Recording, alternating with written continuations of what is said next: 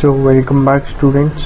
आज हम serial communication का लास्ट लेक्चर कवर करने वाले हैं। इसमें हम बात करने वाले हैं सीरियल कम्युनिकेशन के रजिस्टर्स के बारे में। तो वीडियो स्टार्ट करने से पहले मैं आपसे रिक्वेस्ट करना चाहूँगा कि आप चैनल को सब्सक्राइब कर लेना, अपने क्लासमेट्स, कलीग्स और फ्रेंड्स के साथ ये वीडियो को ज़्यादा से ज़्यादा शेयर करना। 8051 लेक्चर सीरीज़ की पूरी प्लेलिस्ट मेरे चैनल पे आप जाके उसे देखें और ज़्यादा से ज़्यादा शेयर करें। बेल आइकन को साथ साथ दबा देना और उसे ऑल पे सेट कर देना, ताकि अब जो हमारी सी प्रोग्रामिंग की आगे सीरीज़ शुरू होने वाली है 8051 को लेकर, उसकी आपको एक भी वीडियो मिस ना हो। इसलिए आप सारे चैनल को सब्सक्राइब कर लेना और बेल आइकन को दबा देना। और आपका कोई भी डाउट हो आप कमेंट सेक्शन में मेरे से पूछ सकते हैं, और अगर आपको नोट्स चाहिए हो तो वो भी मेरे को कमेंट सेक्शन में बता देना। कोई रास्ता निकालेंगे आप तक वो नोट्स पहुँचाने का।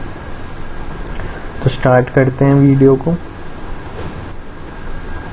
जैसा कि हमने टाइमर वाले वीडियो में पढ़ा था कि दो रजिस्टर्स से एसोसिएटेड होते हैं, एक आपका टी कॉन होता है, एक टी मॉड होता है। सीरियल कम्युनिकेशन में भी दो रजिस्टर्स एसोसिएट होते हैं उससे, एक होता है एस बफ जो सीरियल बफर रजिस्टर है, और एक एस कॉन होता है जैसे कि टी कॉन होता है। एस कॉन होता है सीरियल कंट्रोल रजिस्टर। तो जो आपका एस बफ है वो सीरियल बफर है, उसमें सारा आपका 8 बिट का रजिस्टर होता है। उसमें आपका सिर्फ और सिर्फ डेटा जाता है। इसमें यूज़र को कुछ वैल्यू सेट करने की ज़रूरत नहीं है, क्या कौन से मोड में जाना है कोई भी। उसमें सिर्फ आपका डेटा जाएगा जो आप भेजना चाहते हैं। 8 बिट का डेटा होता है, बाइनरी फॉर्म में डेटा वो रिसीव होता है या फिर ट्रांसफ़र होता है, वो आपकी अपना जो सेट करना आपको कर सकते हैं। पर इसमें हमें कोई एक्सटर्नली उसमें डेटा प्रोवाइड करने की ज़रूरत नहीं है, वो सारा काम एस कॉन में होता है।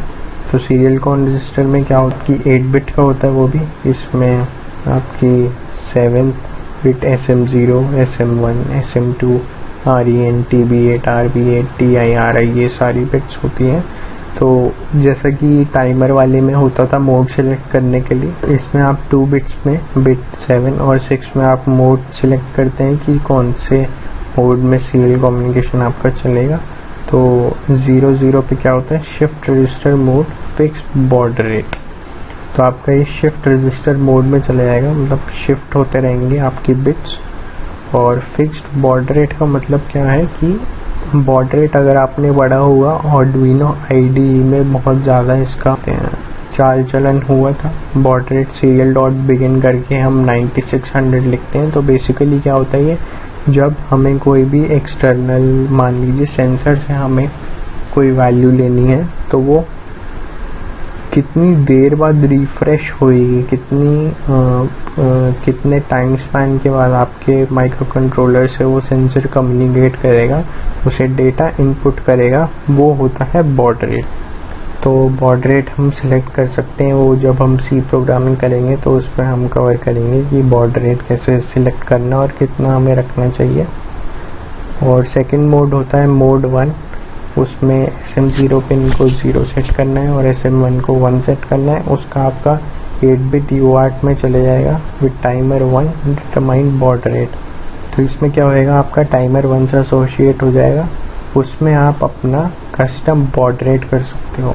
जो अभी हमने 0th मोड पढ़ा था उसमें फिक्स्ड बॉड रेट होता है, वो माइक्रो कंट्रोलर खुद सेलेक्ट करता है। पर इसमें हम अपना बॉड रेट डाल सकते हैं कि हमें कितने टाइम बाद सेंसर से वैल्यू इनपुट करानी है। और सेकंड मोड होता है SM0 को 1 पुट करेंगे, SM1 को 0 पुट करेंगे तो 9 बिट UART हो जाएगा। जैसे कि हमने पढ़ा था 9 बिट हम क्यों करते हैं, क्योंकि स्टार्ट स्टॉप बिट का वो हो जाता है, कॉन्सेप्ट आ जाता है। और इसमें भी फिक्स्ड बॉड रेट होता है, but 1 divided by 32 of oscillating frequency जो होती है उसके साथ एसोसिएटेड होता है। और लास्ट मोड जो हमारा है, दोनों बिट्स को 1-1 हम कर देंगे। इसमें क्या होगा कि आपका कस्टम बॉड रेट हो जाएगा, पर आपका 9 बिट UART चलेगा। इसमें एक पैरिटी बिट एक्स्ट्रा आ जाती है। तो अब बात कर लेते हैं नेक्स्ट बिट की, बिट नंबर 5।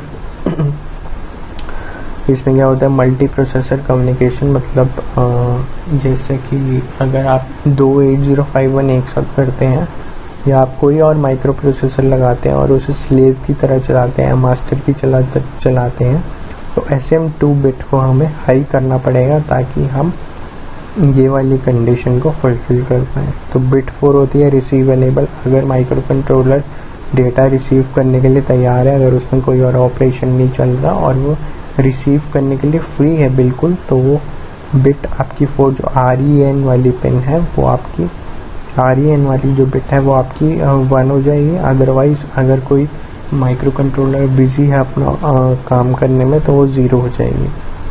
और बिट 3 होती है TB8 9th ट्रांसमिट बिट।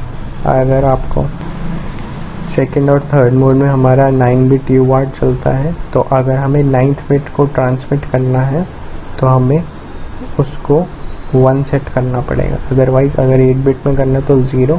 और बिट 2 की अगर हम बात कर लें तो RB8, वो भी यही सेम कॉन्सेप्ट है। अगर हमें रिसीव करवानी है बिट 9 बिट्स में तो हमें इसे 1 करना पड़ेगा, अदरवाइज 0 करना पड़ेगा। और बिट 1 और 0 की बात है ट्रांसमिट इंटरप्ट फ्लैग। अगर ट्रांसमिशन हमारी कंप्लीट हो गई है, जो आपका SBUF का सारा डाटा ट्रांसमिट हो चुका है, तो 1 सेट हो जाएगी, अदरवाइज 0 रहेगी। और अगर वो रिसीव हो चुका है, रिसेप्शन पूरी कंप्लीट हो चुकी है, 8 बिट का डेटा आपका माइक्रो कंट्रोलर में आ चुका है, तो वो 1 सेट हो जाएगा। अगर नहीं आया प्रोसेस में तो वो 0 रहेगा। तो ये हमने पढ़ा SCON रजिस्टर। अब आगे कल से हमारी C प्रोग्रामिंग की लेक्चर सीरीज शुरू हो जाएगी। उसमें हम डिज़ाइनिंग करेंगे, प्रोग्रामिंग करेंगे, हार्डवेयर इम्प्लीमेंटेशन होगी।